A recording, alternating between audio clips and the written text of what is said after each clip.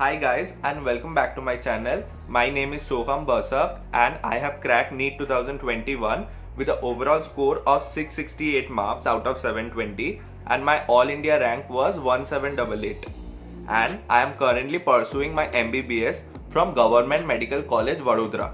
So today's video is going to be very important for you guys because आज मैं अपना personal time table share करने वाला हूँ थ्रू माय यूट्यूब चैनल, जो कि ये टाइम टेबल मैंने खुद अपने प्रिपरेशन टाइम में पूरा रेगुलरली मैंने इसको फॉलो किया था और जिससे मेरा ये नीट 2021 क्रैक हो पाया।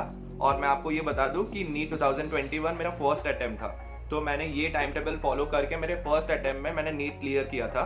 तो आप इस वीडियो को एंड तक जरूर देखिएगा to get all the strategies which you should need to crack NEET in your first attempt itself. So let's get started. तो नीट अपने पहले अटेम्प्ट में क्लियर करने के लिए आपको एक रेगुलरिटी मेंटेन करना पड़ेगा आपके स्टडिंग पैटर्न में। आप हर दिन जब पढ़ते हैं, आप कोई भी अगर रैंडम टाइम पे कोई भी सब्जेक्ट पढ़ते हैं, तो इससे फाइनली जब आप एंड में जाएंगे आपको ऐसा लगेगा कि आपने जितना भी पढ़ा था उतना आपका कुछ भी रिटेन नहीं है और आपका बहुत कुछ बैकलॉग बच गया जो आप वो उस टाइम पे कवर नहीं कर पाएंगे।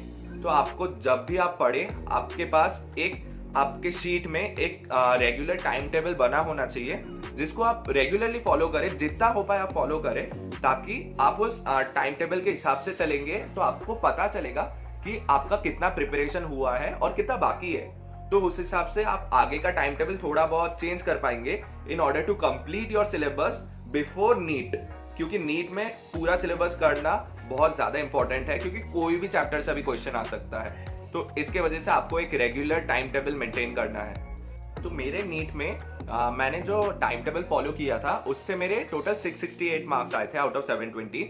तो मैं आपको ये नहीं बोलता कि मेरा time table is the best time table to follow, क्योंकि जो टाइम टेबल लोग बनाते हैं सबका अलग अलग टाइम टेबल होता है based on their personal strengths and weakness.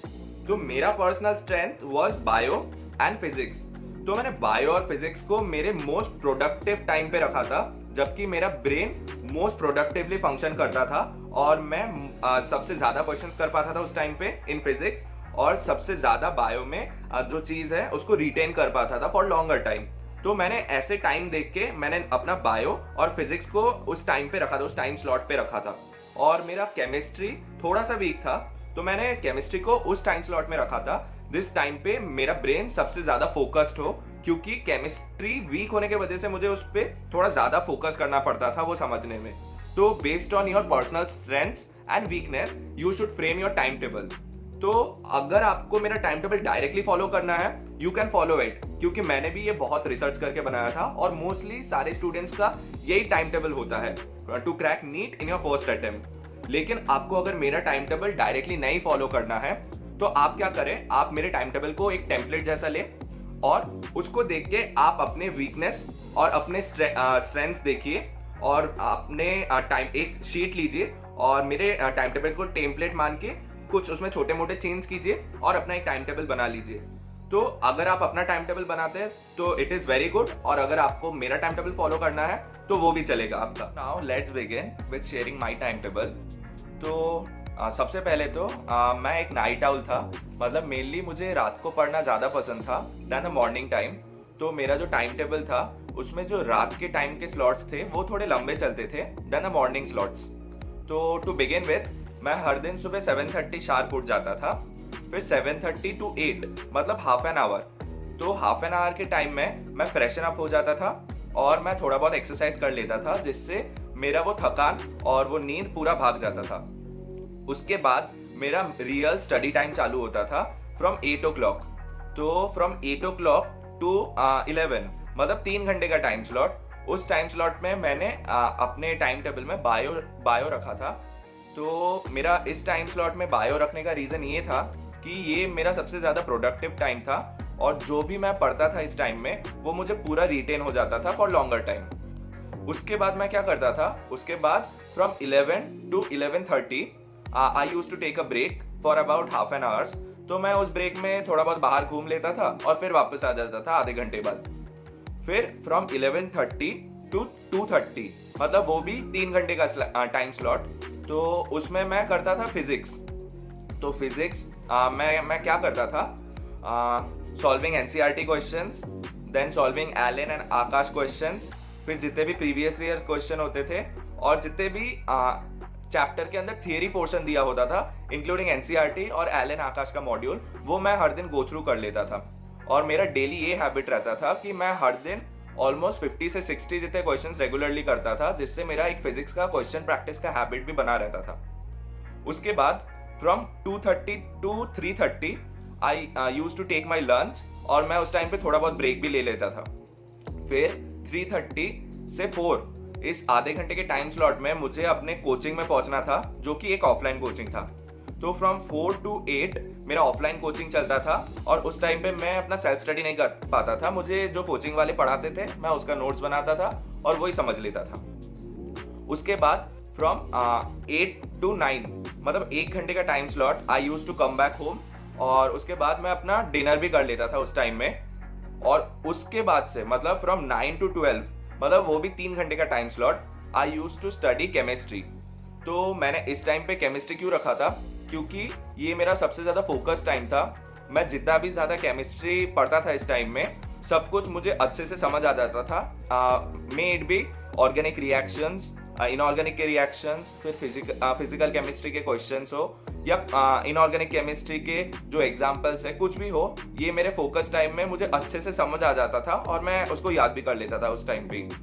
उसके बाद 12 से 2 उस टाइम पे मैं क्या करता था, मैं हर दिन जो मैंने सुबह से 12 बजे तक पढ़ा है रात के, तो मैं मेरा एक आदत था कि मैं सब कुछ जैसे एनसीईआरटी में पढ़ता था उसके साथ मैं नोट्स बना लेता था, उसके छोटे छोटे की पॉइंट्स लिख लेता था और एनसीईआरटी के लाइंस लिख लेता था कि मैंने क्या क्या पढ़ा है और क्या क्या समझा है। तो रात के 12 से 2 बजे तक मैं उस नोट्स को रिवाइज कर लेता था, ताकि जितना मैंने सुबह से पढ़ा हो उतना मेरे दिमाग में रिकॉल हो जाए और वो रिटेन हो जाए, ताकि मैं उसको जल्दी ना भूलूं और इजीली मैं उसको याद कर पाऊं।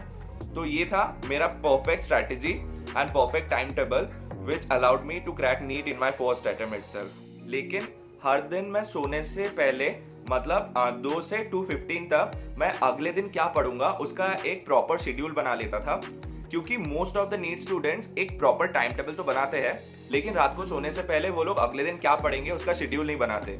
तो इससे क्या होता है, जब वो लोग अगले दिन सुबह उठते हैं उनको लगता है मेरा तो केमिस्ट्री भी बाकी है, फिजिक्स भी बाकी है और बायो में भी इतना सब कुछ बाकी है, तो सब कुछ कवर करना पड़ेगा। तो वो क्या करते हैं, कुछ डिसाइड नहीं कर पाते।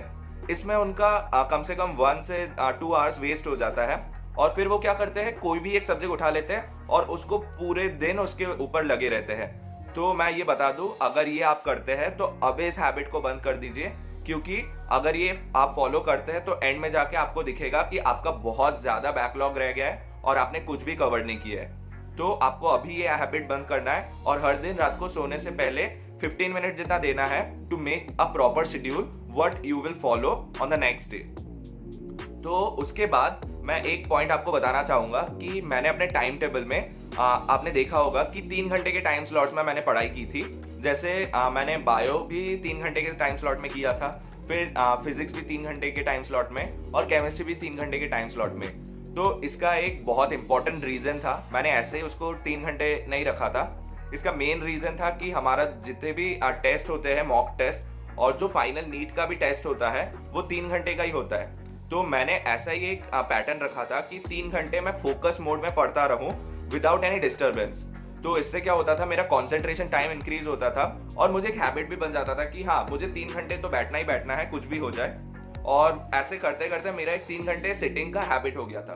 तो आप भी अपने टाइम टेबल में ऐसा ही फ्रेम करें कि आप भी 3 घंटे के टाइम स्लॉट में पढ़ाई कीजिए। तो आप ऐसा कर सकते हैं कि आप 3 घंटे में 3 अलग अलग सब्जेक्ट्स पढ़ रहे हैं, लेकिन 3 घंटे आपको फोकस मोड में पढ़ना है विदाउट गेटिंग अप और without getting disturb by anything. ये तो था मेरा स्टडी टाइम टेबल, ये नीट के 6 मंथ पहले तक का। लेकिन नीट के 6 मंथ जब आ गए थे, लास्ट 6 मंथ जब थे, तो मेरे टाइम टेबल में मैंने थोड़ा सा चेंज किया था। मैंने वो जो सब्जेक्ट वाइज टाइम था उसको थोड़ा सा घटाया था, क्योंकि हर वीक में मैं ऑलमोस्ट 2 से 3 टेस्ट देता था, जो कि मैं 2 से 5 मतलब नीट का जो एक्चुअल टाइम है 2 से 5 उस टाइम में देता था, ताकि मुझे वो टाइम का भी हैबिट रहे और 3 घंटे वो पेपर सेटिंग का भी हैबिट रहे। तो फाइनली नीट के 6 महीने पहले का टाइम टेबल मेरा थोड़ा सा चेंज था, और मोस्टली सारे जितने भी टॉपर्स होते हैं नीट के, वो सब चेंज करते हैं इस टाइम पीरियड में अपना time table. Finally I would like to conclude this video by saying that कि मुझे पता है जो ये टाइम टेबल है इसको फॉलो करना इज क्वाइट डिफिकल्ट, लेकिन आपको कुछ भी हो जाए आपको बहुत रेगुलर रहना पड़ेगा और कंसिस्टेंटली विद फुल डेडिकेशन आपको ये टाइम टेबल अच्छे से for the time span of 2 years follow करना पड़ेगा, क्योंकि यही टाइम टेबल है which would help you to achieve your dream medical college and would help you to crack your NEET in your first attempt itself. आप देखिए कि मैंने भी यही टाइम टेबल मेरा फॉलो किया था और जिससे मुझे एंड रिजल्ट बहुत अच्छा मिला। मैंने पहले अटेम्प्ट में नीट क्रैक किया with overall score of 668 marks और मैं अभी मेरा जो सिटी है वडोदरा उसके बेस्ट गवर्नमेंट मेडिकल कॉलेज में हूँ। तो मुझे ये टाइम टेबल मैंने फॉलो किया, इसके वजह से मुझे ये एंड रिजल्ट मिला। तो अगर आप ये फॉलो करते हैं मैं श्योर हूँ कि आपको भी एंड रिजल्ट तो बहुत अच्छा मिलेगा। Finally guys, if you have still not subscribe my channel, do subscribe it and hit the bell notification to get many more updates like this related to NEET, and till then keep practicing.